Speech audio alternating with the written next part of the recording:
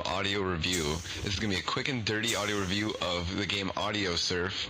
I'm Kyle Stallock, and over there in Australia we have Sean, Pincombe, better known as Jambo. The game Audiosurf is created by Dylan Fitterer, also known as Best Game Ever, one-man development house distributed by Valve Corporation, on Steam, of course. It's on Windows platform. The release date was February 15th, 2008, and the genre is in the puzzle and rhythm. Now, being a PC game, it has requirements, and the requirements are actually quite low. It is, you'll need a Pentium 4, at least a Pentium 4 1.6 GHz processor, 512 meg of RAM, any video card that supports DirectX 9 or higher, Windows XP or Vista, it doesn't really matter, and that's about it. Yeah, so it can pretty much run on any computer. Pretty much. Alright, so, Jambo, what did you think of the game? Well, I thought it was very interesting. Coming from playing Guitar Hero 3 a lot on the Wii, I found it was when I first saw it, it was quite similar because it's the same thing. You have blocks streaming towards you that you have to hit, but it's a little bit different in that instead of having to hit individual notes, you have to actually move the ship along the course of your song, and you can play any song, which I thought was fantastic because you can just instantly, the game has an unlimited lifetime. Any song on your computer you'll be able to play in this game, and I just thought it was really fantastic. It's got heaps of game modes. It looks really, really good. If you've got a pretty beefy computer, you can crank it up quite high and make it look very pretty. Now, when I was playing it, I really felt like, okay, I have a lot of experience playing a lot of rhythm games. Like, if I wasn't writing for video games, I would probably be writing for music in some sort of fashion. Probably not live stuff, more of albums, whatever. So, I really dig rhythm games. Rez, Luminous, I love the Mizuguchi games, or all that jazz. But when I was playing this, it didn't feel as involved with the music as those other games. Guitar Hero can't really compare. I mean, I don't like it too as much, and I don't really like comparing it to Rez and HD because like those ones, you create the music, whereas this is, it feels a little disconnected at times from the song. Did you feel the same way?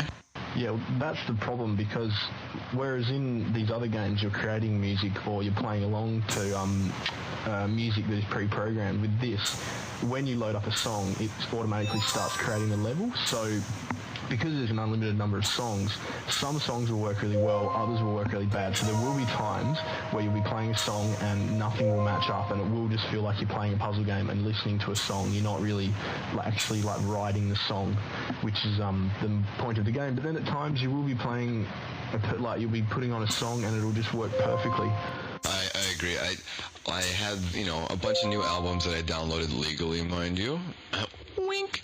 The Ravenettes new one was one, and if you know the Ravenettes, which if you do, you're awesome in my opinion, cool beans, it has a lot of distortion and stuff in it, and how would this game detect distortion? I was curious, so I threw it in there, and then one of the bad parts was it was just a mess of notes, and I used the character Pusher, which we'll get into in a bit, but it was just a mess of notes, and I kept overfilling the meters, and it was really hard to play, and it pissed me off. So then I threw something else on, like something that's more isolated, like a Beck album, like Wero, and I threw Farewell Ride on there, and it was perfect. Everything was matching up nice, and the entire game changed. Yeah, a lot of stuff that's got a more constant rhythm and is not really more basic, but guitar, and often guitar with distortion, will just ruin the game because the game cannot handle the distortion because it's looking for specific and constant beats and high notes. It's not looking for just like a distorted mush of notes. So yeah, it works a lot better with a lot of dance music and stuff like Daft Punk, but then at the same time you can get stuff like good clear rock music and piano and all these other things. As long as it's clear, it will work well. Yes, I have a bunch of recommendations which we can talk about at the end there, but one thing I wanted to address in this limited time period is the different characters and how different the gameplay can be. What character did you use?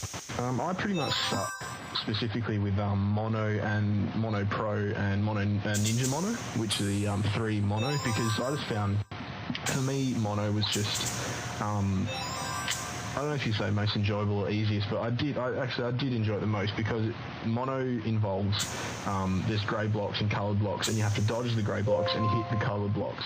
And some of the other game types where there's different there's multiple colours and you have to match up specific colours, I found a lot of the time I would just get confused because it would be parts of the song where it was going quite fast. There would be too many different coloured blocks and I would just get lost in a mess of colour.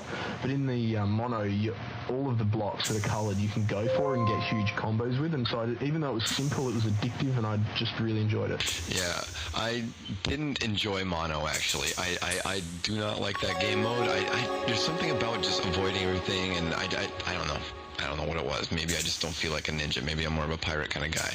But anyway, I use the pusher, which actually, you go down the lanes, and then you can actually hold the left click or right click, or if you use the Xbox 360 controller, the shoulder buttons, and then that will knock the blocks to the left or to the right. And so you can really strategically place stuff around there. And I played on the hardest setting on the Elite, so I didn't have the shoulder sides to actually like hide in and stuff. And I noticed for some of these later songs that that didn't work with pusher. I went over to the Ninja Mono, and it was a completely different game. And I actually, the ones that I hated with the pusher, I actually enjoyed in the mono. So, no matter what type of gameplay is there and what type of song, you might find a combination that works for you, which is actually really cool.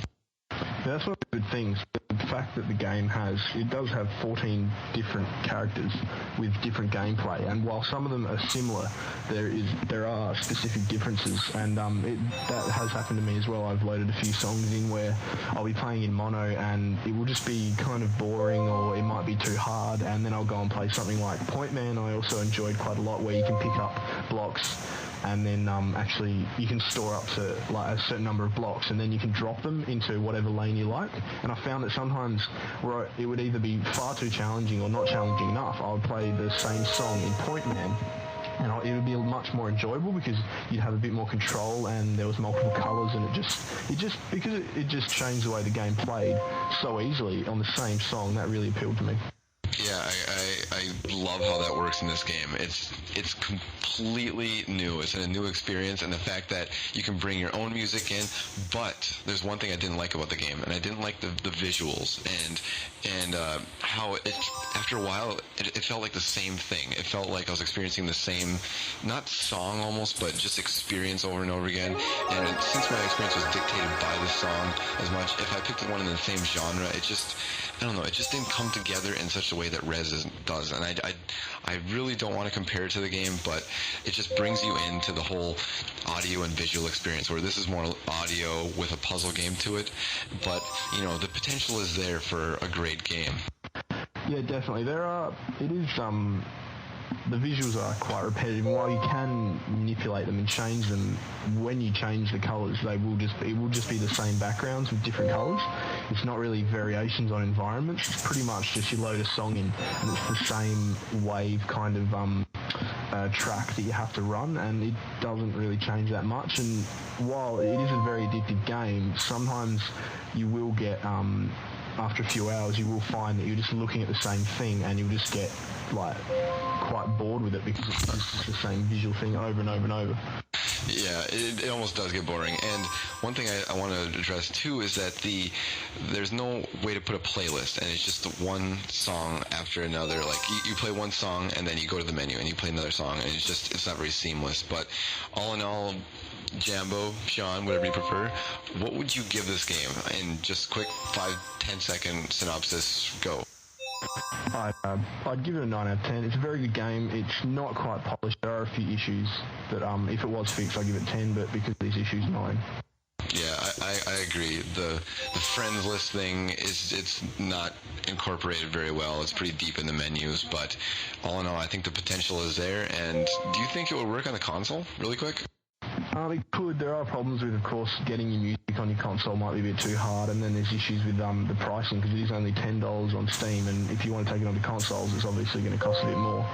Oh, and last, we got to mention that the Orange Box soundtrack is included with this game, and it's a great deal. $10 Steam. Buy it now. If you don't, you're fucking retarded. But thank you. I'm Kyle Stallock, and I'm Sean Jambo. Thank you for listening to the first ever Bye-bye. Gamernode podcast review.